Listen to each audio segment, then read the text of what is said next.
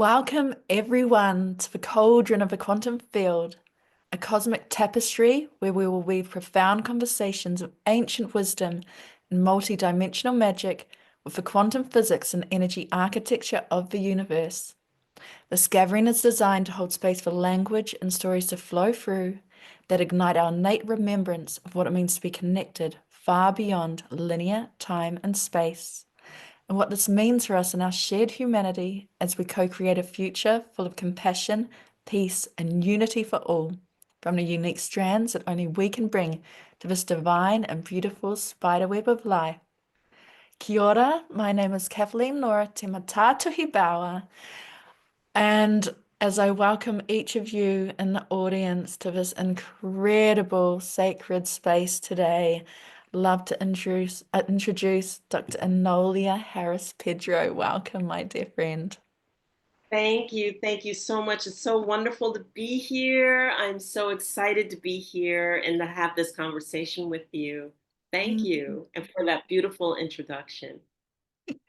And everyone is in for such a beautiful treat. But let's get started as I read Enolia's amazing bio. So, International Peace Ambassadorship from the United Nations and an Ambassadorship for Human Rights from the World Assembly for Peace. Enolia is a respected grandmother, elder, and doctor, a modern-day medicine woman in energy medicine practicing in Africa. With decades of experience, she uses a holistic approach to guide individuals towards balanced health, integrating ancient traditions into modern wellness practices. Enolia offers classes and retreats on healing, self-mastery, dynamic meditations, and conscious mindset. Enolia is also the founder of the incredible new platform, Womology, a membership and movement that amplifies the voices of women from cultures, disciplines, and industries all around the world. Through thought-provoking discussions, innovative perspectives, and transformative storytelling, leading together, birthing the next era of thought, energy, and possibility. Well, the title of this beautiful talk today just lights me up so much, as I know it will to all of you in the audience. It's called The Language of Light and Quantum Consciousness, Bridging Science and Spirituality. So I'm going to hand it over to you, beautiful Nolia. Please tell us a little bit about your story and how you came to be sharing this transmission with us today. Wow, that's a huge question to start off with, and it's wonderful. Thank you so much. And again, thank you for the lovely introduction. My name is Grandmother Enolia, or Elder Enolia, or Dr. Enolia, whichever suits you. Grandmother is an affectionate term to say medicine woman. And it's an interesting way that our lives traverse how we get to where we are. And for me, it started off with a longing. Here I was doing what we're all, more or less groomed to do, working in corporate and, you know, going after our dreams, financially and um, materialistically. And there was a longing. There was a longing in my heart. There was a dissatisfaction of feeling just unfulfilled, and I couldn't figure out what it was. I couldn't put my finger on it. And I remember my ex-husband now, but my ex-husband and our boys giving me a Mother's Day gift to go to see the 13 Indigenous grandmothers. And I knew of them, and 13 Indigenous grandmothers really means 13 Indigenous medicine women. And so I went to Omega Center in Rhinebeck, New York, and I was going to see these women, not knowing what to expect, how to expect it. But what I encountered was each one of these women executing their traditions in such a majestic way that it just touched my heart and changed my life forever. A little 4'2" Tibetan medicine woman that I was 300 feet away from made me feel like she had her hand on my heart and my stomach the whole time she was chanting and praying, like she was touching me. And I was 300 feet away, and it was like, what I was feeling, I could not deny.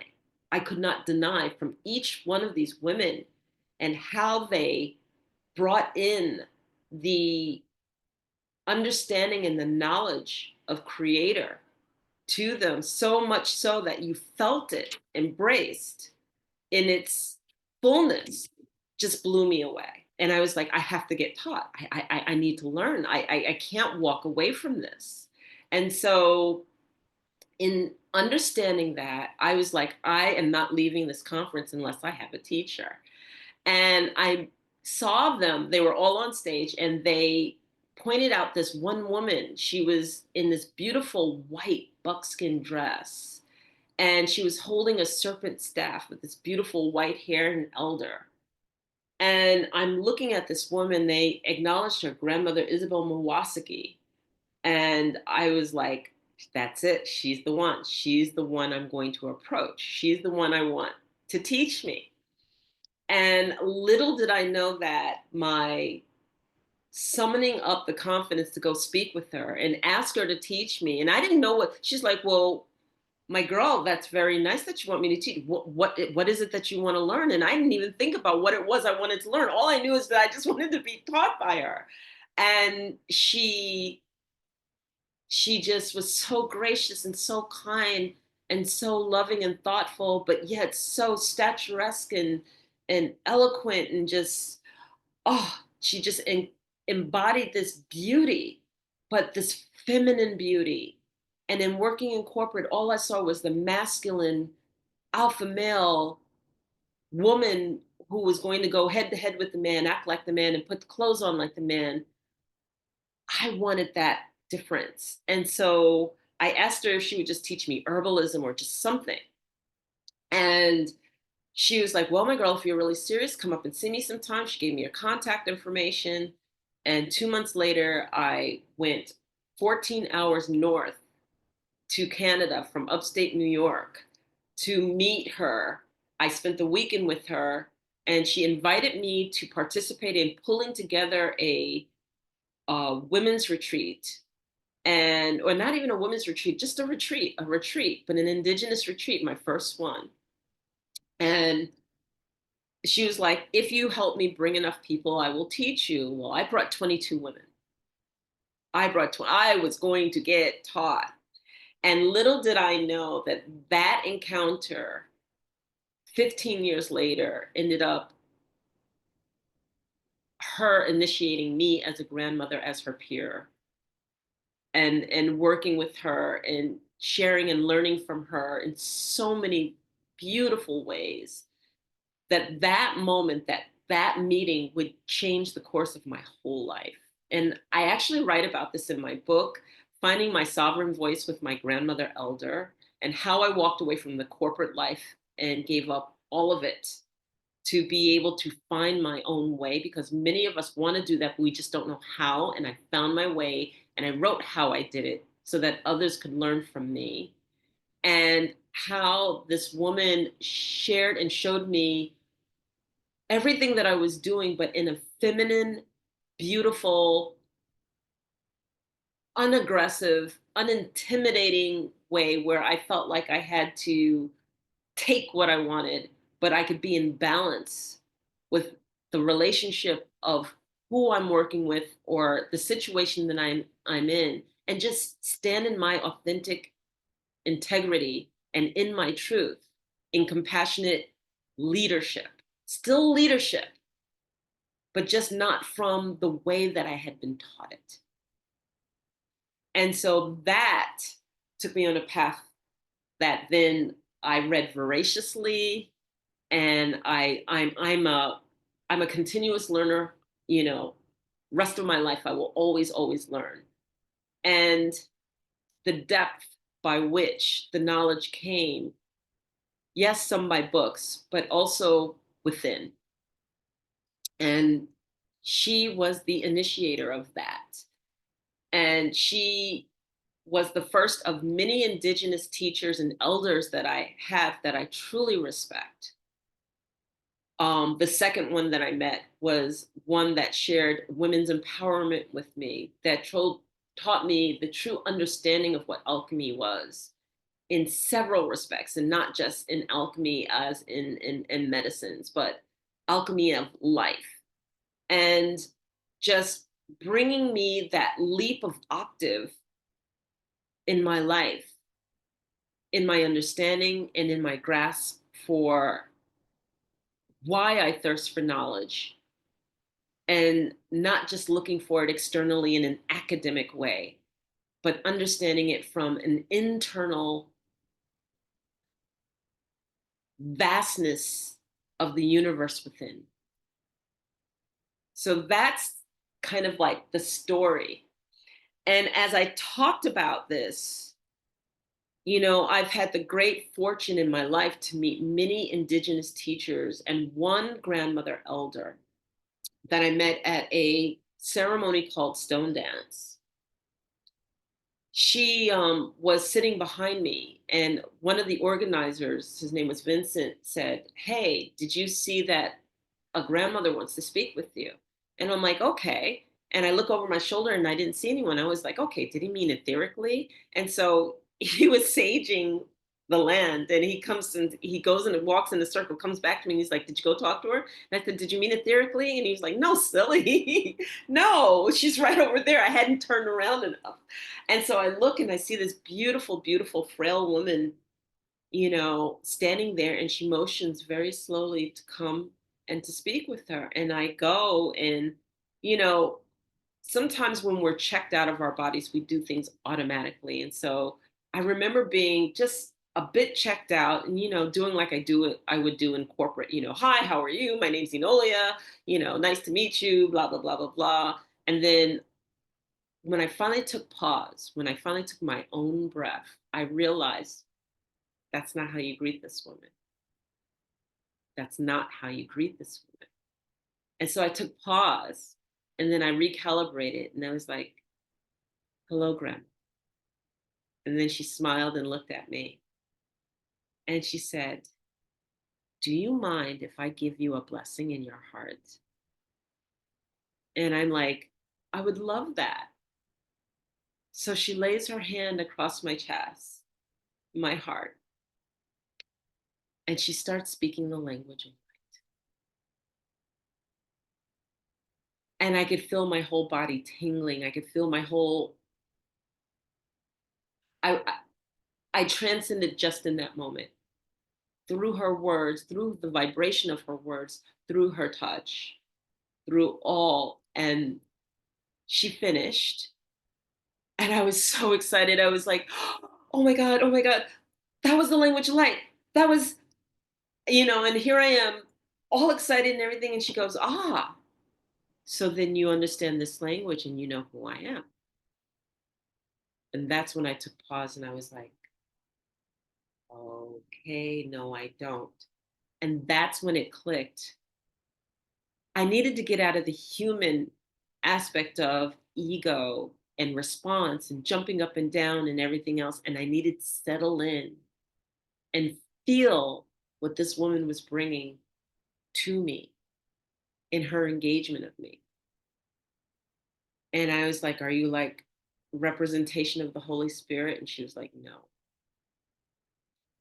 And she was like, "But I do speak the language that which was of Mother Mary."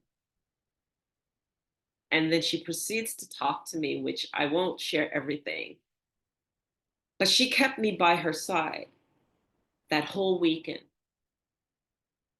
And anything I could ask a question about, I found to ask. And she shared her knowledge of what she felt she could answer. And then in my engagement of saying goodbye and everything, I never saw her again. And I keep her with me. But it was only a few short weeks after that that my language of light started coming forward. And then that's when I realized that it was an initiation more than anything that I had encountered and didn't even know. And she saw in me things that I had no idea I was going to do. And she told me what I was going to be doing before I even knew what I was going to be doing. And I'm like, but how can you know this? How can you see that in me? I don't even like such and such, or I don't even do such and such. What do you mean I'm going to be doing this? And it just goes to show, Kathleen, that you don't know what you're going to do unless you open your heart to it. One of the things that we learn when we learn to walk consciously is that we then dare to make a different decision and usurp our pattern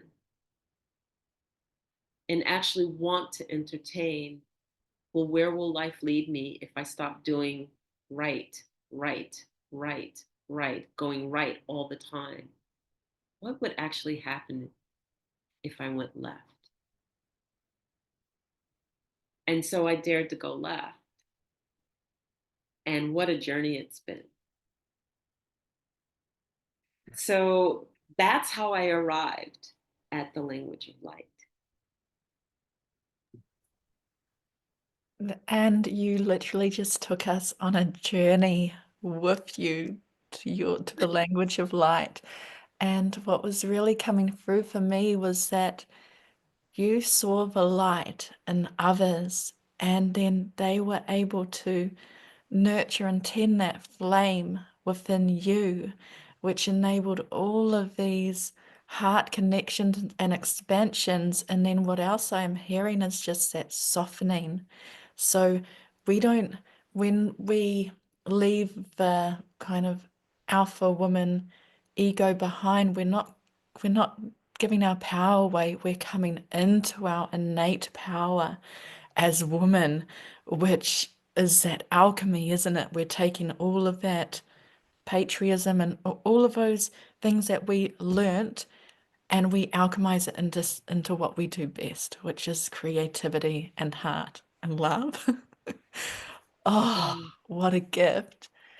And so this brings me to my next question, the light language in quantum consciousness. Can you tell us a little bit about this bridge?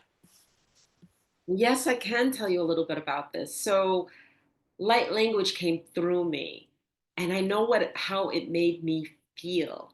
It's like Enolia stood aside and let the light language come through, and I was a vessel as it came through. It wasn't me doing light language. It wasn't me figuring it out, or I'm going to mimic somebody. No. So I think that the first thing I want to do is I want to define what the language of light means. And people say, "Oh, language of light, you're speaking in tongues." And I don't subscribe to the use of speaking in tongues the way that society defines it now. I do not, because they associate it with religious context. And to me, it is not within a religious context, no whatsoever. This isn't to say that's bad. This isn't to say that's good. I just say that's my take on it. And so when I define the language of light, and if I had to go back to a formal understanding of it, I would go to J.J. Hertek and how he describes it. And he describes it as a multi-dimensional vibrational system that transmits divine intelligence. He defines it as an encoded frequency, a geometry and a sound that goes beyond human language. He defines it as activating dormant DNA codes and allowing for your higher consciousness to kick in. He defines his, he defines it as connecting the individual with higher realms. And we use higher realms as defined like the Elohim or Christ consciousness or interdimensional intelligence. But the bottom line is that the key principles of language of light are like sacred geometry. and in the forms of like the flower of life or Metatron's cube or fractal encodement, cosmic intelligence. And the reason we say sacred geometry is because the vibration of your words, if that was to be encapsulated by materialism like sand, you'll find that it arranges in a geometric shape based on the vibration that's coming through, right? So we understand that in physics, and we understand that in the physics of sound. So sacred geometry is a fundamental part of the language of light. We also understand that in harmonic resonance and the sound frequencies attuned to, they're attuned to divine codes. And that's what awakens our consciousness. That's why I could speak the language of light, and you may not understand a single word that I'm saying, but your consciousness does at a higher level, outside of the ego breaking down and understanding every single word that I'm saying and grasping what it means. At a higher level, you understand what's intuited behind, because all of us are telepathic beings, even though we don't execute it. But when we hear the resonance, our resonance rises to the occasion to embody it, embrace it, and comprehend it at that level. Light as information, higher dimensional beings communicate through packets of what? Light codes, information, resonance, sound. So we are higher dimensional beings. We're capable of all of those things. And so when we look at DNA as a receiver and the human genome, the bottom line can tune into the language of light, evolving towards enlightenment, which is what we all want to aspire to. So it's important in that respect. So, you know, that is what I like to define the language of light as we embark on that. And to me, that's not speaking in tongues.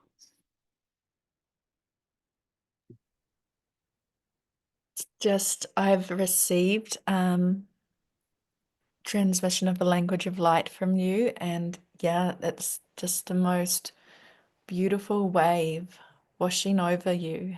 And so I would love to know if, as we close off this container today, you would um, share with all of us a transmission of light, would light language, would that be okay? Yes, that would. And before I do that, I want to just talk about a few of the key aspects of language of light that yes, I mentioned them, but I just want to make sure that we really have this understanding that language of light is a vibrational communication. And it's just a vibrational communication that transcends speech. It's encoded in light frequencies. It has the sacred symbols, and it has the tonal harmonics. And that those tonal harmonics activate the DNA. And it the exposure to it just can activate those spiritual codes within human DNA. And then that activation facilitates a higher consciousness. It brings forward an angelic and divine connection.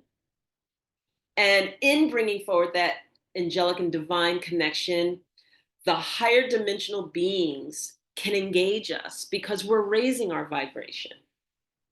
So sacred geometry and sound manifests, and we see them in forms of like mandalas or mathematical sequences, like just being able to do Metatron's cube or the flower of life. You asked me a little bit earlier to talk about pi and how pi could be a portal. But when we talk about language of light and we talk about these mandalas and mathematical sequences that language manifests in forms of, right? Well, those forms are sacred. They're encodements. And if we're sharing frequencies of encodement of for higher level beings, and they're represented in a picturesque geometric shape, then that shape in and of itself is like a lock and key. I would attribute it to like the Matrix. Remember the key master in the Matrix? He was able to unlock a door and close a door, and unlock another door and unlock another door and unlock another door and close a door and close a door and close a door. Well, what do you think that sacred geometry is capable of doing? And to think, if we really understand that sacred geometry is not only just represented in shapes, but that our buildings are designed based on sacred geometry, our landscape is arranged in sacred geometries in some of our most major cities, and those landscapes and that layout of the sacred geometry in the way that they do it are on Mother Earth, and Mother Earth has portals and vortexes, right? That we can create based on the shape of what we've laid out, or that we can encapsulate because we know that we're over an energy center, and that we can amplify, or that we can house so that we can stand within it. And, I was doing some research with a friend of mine, and we were talking about stupors. And stupors is just like the sacred way that a particular a church has or not church, but I want to say a temple. A temple has the layers by which it's built. Well, if you look at the geometry of a mandala, and if you were to pull the geometry from the center portion all the way out, what would you have? You would have a stupor, right? Ah, and so now we're looking at it in a side view, a 3D view. And that stupor, or that geometric mandala, has a focal point, that center point, that steeple, that point. And if it's over the appropriate energy of the land, has a resonance, opens a door, unlocks a key within that building. And that's why we can walk into some temples and feel blown away by the energy, completely blown away. So, in saying all of this, the bottom line is that spiritual evolution is engaged with many aspects, and one of those being the language of light as an ascension process, as another way of attaining an enlightened state of being. And so, with that definition, I'll leave it there. And I will do just a bit of a transmission. I, I just have. So I have another question I'd love to ask. Okay. Can we do the transmission right at the very end? Is that okay? So we can Okay. No, no problem at all. we'll do the So then, transition. Yeah, right at the very end. Just yeah. So then, you know what? full I never circle. really got to your question, and I'll answer that question that you asked. And you asked, how does pi then represent an open portal? Because mathematics is a representation of sacred geometry. We can call it fractalization or fractal mathematics, right? But when I go through the iterations of drawing, let's say, the flower of life, do you know that the first thing I would do for that circle is take the square root of 1? And then for that second circle, take the square root of 2, square root 3, square root of 4, and encapsulate those circles. And then in having them overlap one another, okay, then I have that overlap with the viscous pieces where they overlap, right? And each overlapping circle is a mathematical can be a mathematical calculation. We could do it each by calculation, or there are various different ways to encapsulate depending on what fractalization you're creating. Are you creating Metatron's cube? Are you creating the flower of life? Okay, what are you creating? And then the the intersections that you have, the straight lines that you can draw through the viscous pieces that are aligned or through the radiuses that are aligned will bring forward the cubes, the platonic solids, et cetera, et cetera. So everything can be represented by mathematics. So if you were to map out pi, 3.721, blah, blah, blah, blah, blah, blah, guess what? It's going to come into a geometric shape. That shape can then hence be the portal, depending on where and how you align it. And So that was the answer to the question I wanted to get to. thank you. Yes, no, we've still got so much more juiciness to unpack here. And so math for those who may have had bad experience with maths at high school or whatever, but ma can you tell me a little bit about your transmission of the sacred mathematics or your journey and what you do with it? I know you have a story, and also because mathematics is a language in itself, isn't it, of the universe? It is the language of the universe, but remember, I always look at it that way. And I like Dan Winter, who's a physicist. His take on it is that no matter what we do, consciousness came first. Consciousness came first, and then we learned to map mathematics against consciousness to answer questions that we wanted in order to approach and in order to understand consciousness better. um to me, there is no science without metaphysics hand in hand, because science asks questions, mathematics asks questions, and we can theorize all we want, but the bottom line is that there's an experience that has to take place. And then until you experience it, theory to me doesn't mean anything. So where's the quantum leap that we take? Where's that leap of octave that we take? And how do we take it? And how do we map it? And how do we characterize it? Whether it's physics, whether it's mathematics, no matter what it is, how do we engage that? And so I loved, and I'll just digress just a little bit. I always worked at it. It didn't come easy to me. It didn't come naturally to me. But because I had questions, I worked at it.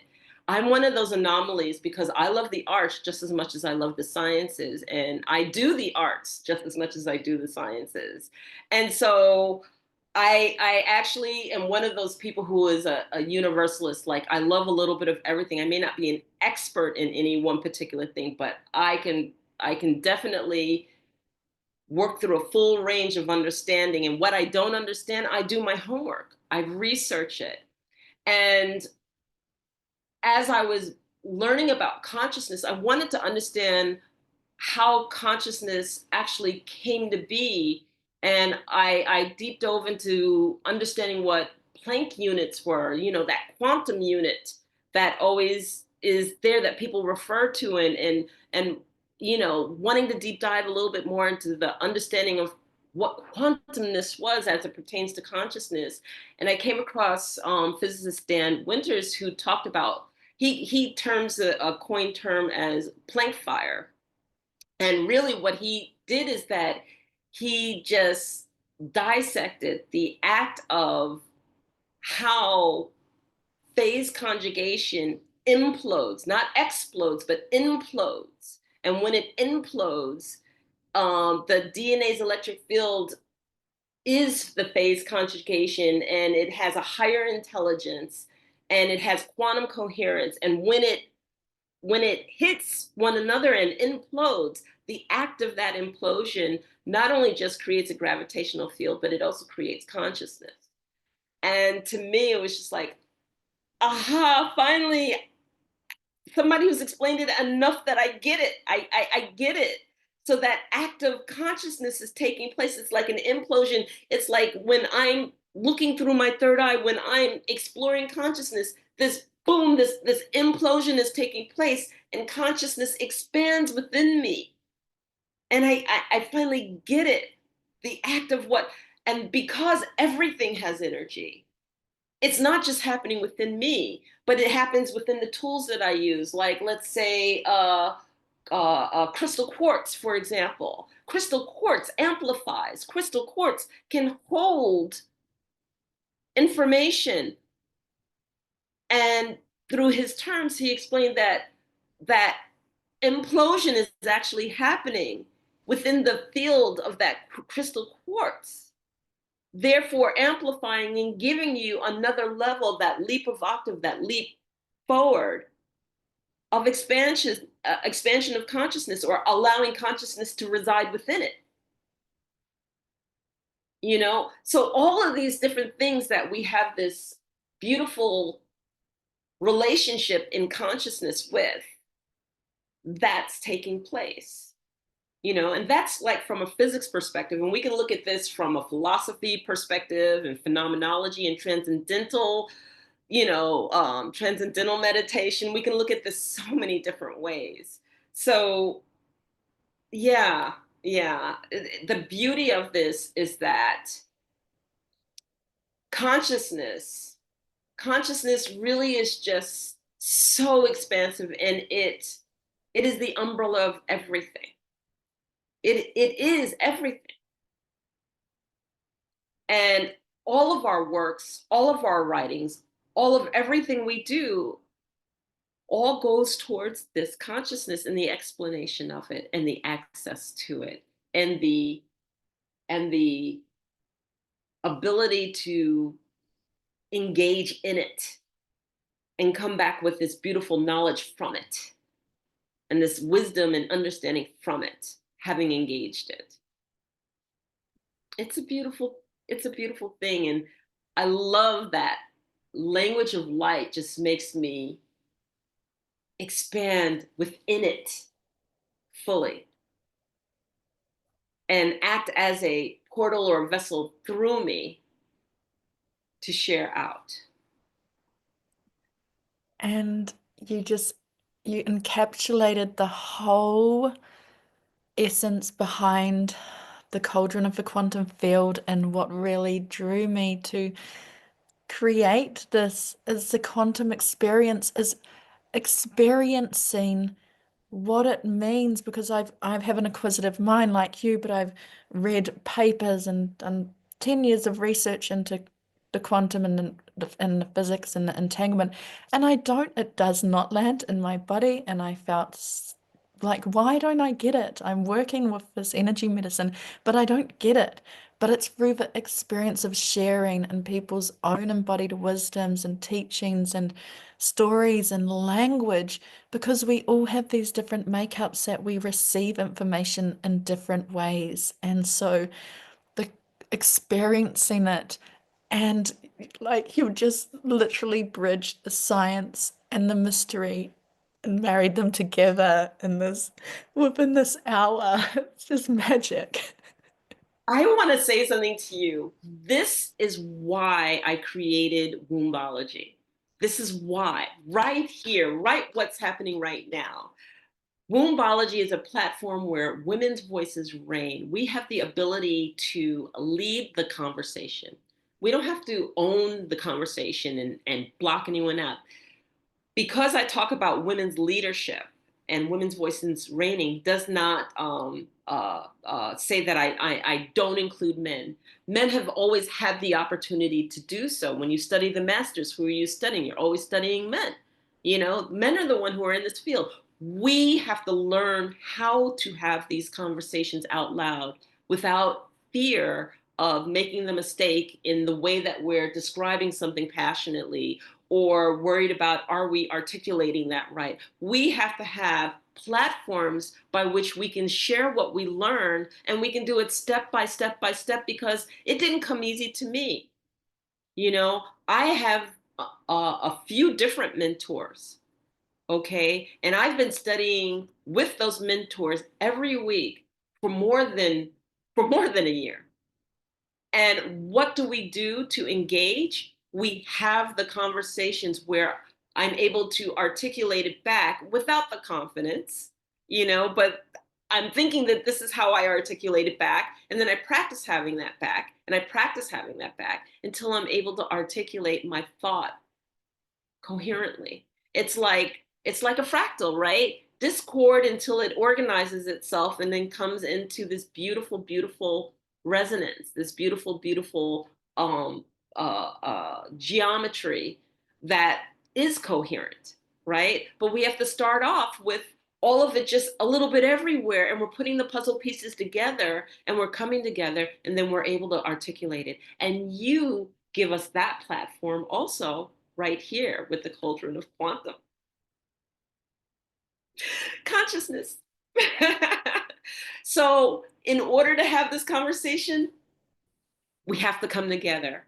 We have to lead the conversation. We have to be unafraid to share, and sharing not because we want to share that we know it all, but sharing as we learn from one another and embrace one another, and then really execute what I call the trivium. First, we learn the grammar of what we're learning. Then we learn the logic of what we're learning. Then we are able to articulate and use the rhetoric of what we've learned, and we've laid the foundation. And that happens in every subject. And it's such a deep honor for me to be a part of Womology, and you invited me, and I was, oh my gosh, because co-creation is my favorite thing in the entire world. So everybody, I'm going to have the link below for Womology so you can check it out. It's a membership platform as well. And my show is called Sisterhood Alchemy. So I will include the links below this interview. Now, before we get to your beautiful free gift, I just know so many of our audience will be wondering, well, how could what's a portal or pathway for me to come into learning light language myself? Do you have any kind of just open wisdoms on how people could go about finding their language of light or pathway? So, first and foremost, is that the free gift that I'm offering is my meditation is called the Infinite Possibilities meditation. Um, and what it is light language. So, meditate with the light language that I give you in the meditation, because you have to surround yourself to that which you want to be like, right? So if you want to learn a sport, you engage in that sport and you engage with people who do that sport. Well, if you don't have someone who's speaking light language around you, use the meditation as that person that speaks the light language to embrace it. And then light language, when I learned it, I remember the first time I started speaking, you have to let go of conscientiousness. How do I sound? I sound like a baby, or it doesn't, I don't want people to think it. You have to let go of the ego part of it. And I remember when it first started coming through me, it sounded like baby talk, and it's okay. Then I just talk baby talk. And I would be in the car by myself and I'd talk to myself in light language. And I just talk.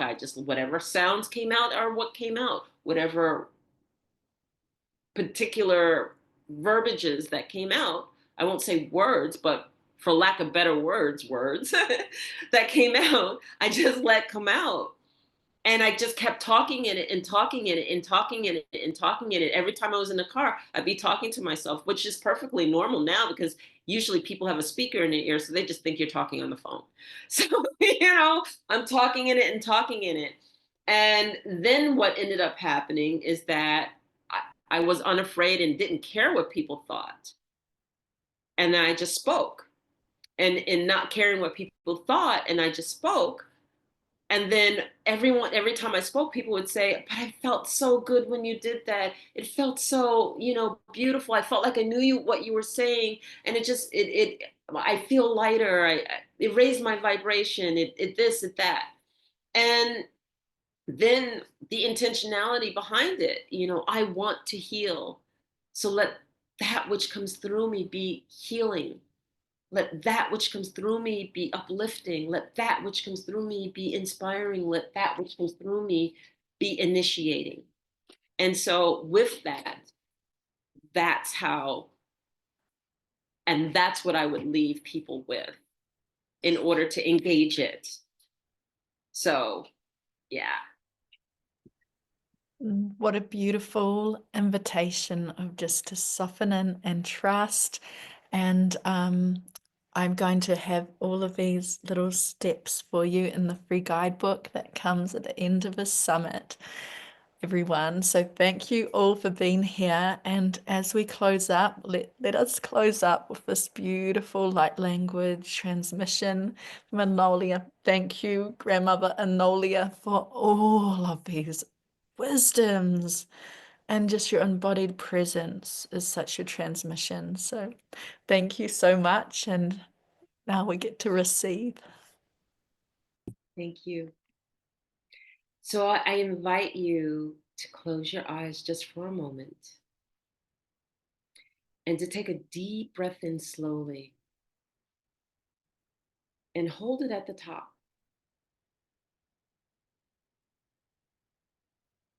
And releasing it slowly and holding it at the bottom. And what we're doing is acknowledging the space in between. Breathing in slowly. Hold it and releasing it and hold it. Breathing normally, I ask you to hold on to my words. Utekanananiatara a oreanta. Iramononianchara aroreantori. Ienananiampara. Arorea aron. Ote chintrufu unte cantara. Arian chantori. Itek ramanania tantora. Antentere antori. Iram tantu antu chi cantopore canamanania catorro continterea. Etekanamanania takro chichikananiata. Etekanamanania takarina nunuria. Iche te truria. A orian chantara. Aronte. Inturi. Ikerano manania tarakatantuda. Acetentugera. Arorea. Arorea. Arorea.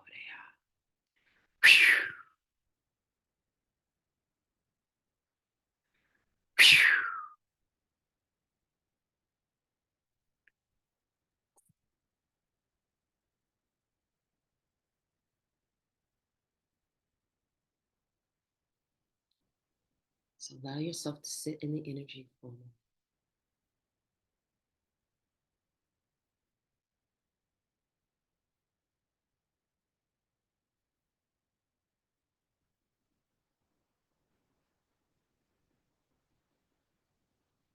And whenever you're ready, you can open your eyes.